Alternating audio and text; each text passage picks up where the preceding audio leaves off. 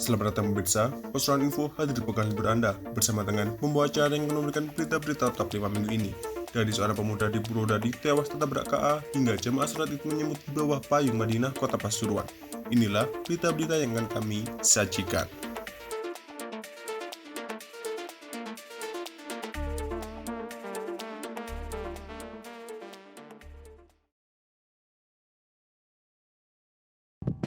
Di Kabupaten Pasuruan, puluhan knalpot brong dan ribuan botol miras dimusnahkan Senin 17 April. Pemusnahan tersebut dilakukan untuk menghindari penyalahgunaan dan pemusnahan itu dilakukan di halaman depan Mapolres Pasuruan. AKBP Bayu Pratama Kubunaki menjelaskan, sebanyak 1.391 botol minuman keras yang disita selama kurang lebih 1 bulan, tepatnya selama bulan Ramadan tahun 1944 Hijriah.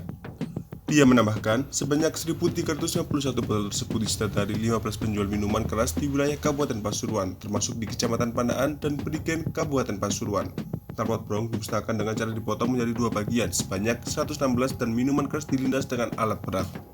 Kasat Lantas Polres Pasuruan, AKP Yudi Anugrah Putra mengatakan bahwa selama patroli menjelang Idul Fitri ada sekitar 116 pelanggaran.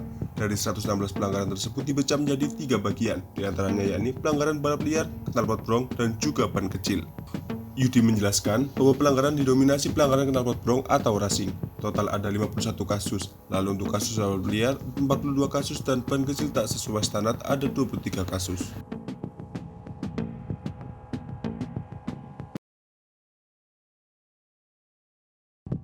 Seorang pria tertabrak kereta api di Desa Tejowangi, Kecamatan Purwosari, Kabupaten Pasuruan. Korban tewas di lokasi dalam keadaan mengenaskan. Informasi yang dihimpun, peristiwa terjadi di jalur Dusun Juri, Desa Tejowangi, Selasa 18 April pukul 19.43 malam. Kecelakaan bermula saat KA Penataran jurusan Surabaya Blitar melintas di lokasi, namun seorang pria berjalan menyusuri rel. Akibatnya, pria itu tertabrak KA lalu meninggal di lokasi kejadian dengan kondisi kepala pecah dan tangan kiri patah. Kadit Reskrim Polsek Purwosari, Ebra Dodi Waluyo mengatakan korban diketahui bernama Pandriono, 37 tahun, warga dusun Suronggali, Desa Pucangsari, Kecamatan Purwodadi, Kabupaten Pasuruan. Warga kemudian melapor ke petugas dan kemudian mendatangi lokasi. Mayat korban akhirnya dievakuasi ke RSUD Mangil guna penanganan lebih lanjut.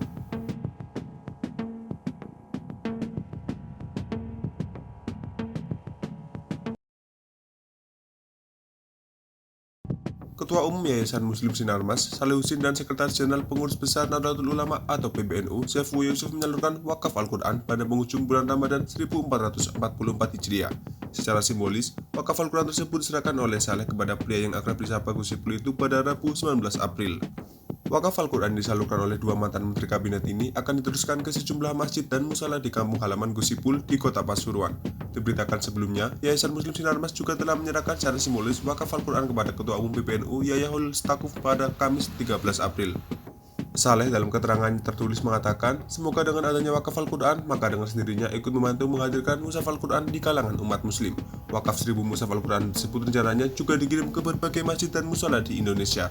Apalagi mushaf Al-Quran dilengkapi dengan terjemahannya, sehingga memudahkan bagi yang membaca untuk mengerti dan memaknai arti dari isi kitab suci Al-Quran tersebut.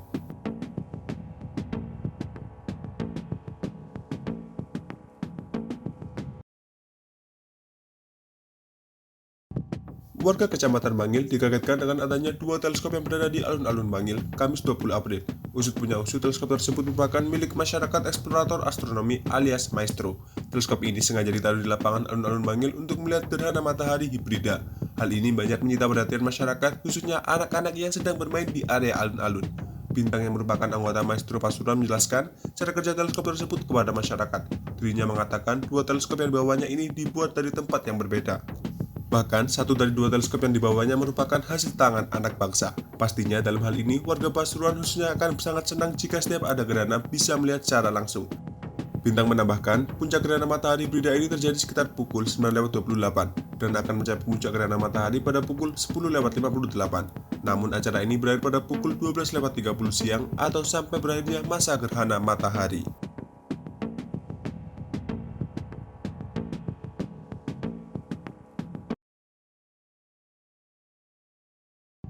Ribuan umat Islam sholat Idul Fitri di Masjid Jami Al-Anwar, Kota Pasuruan, Sabtu 22 April. Banyaknya umat membuat masjid tidak bisa menampung sehingga jamaah meluber di bawah payung Madinah dan alun-alun kota. Ribuan jamaah sudah memadati kawasan masjid dan alun-alun kota sejak pukul 5.30 pagi. Jemaah laki-laki dan wanita serta anak yang tidak kebagian tempat di dalam masjid meluber keluar. Momen baru yang terlihat dalam sholat id tahun ini adalah keberadaan payung Madinah. Jemaah tampak menyemut di bawah ikon baru tersebut. Bahkan jemaah juga tampak berada di kawasan alun-alun dan jalanan kota. Irfan, salah satu jemaat, mengatakan banyaknya warga yang hadir membuatnya semakin senang dan bangga. Alun-alun yang baru berbalut masjid Jami bernuansa putih dengan payung Madinah membuat suasana salat id semakin meriah.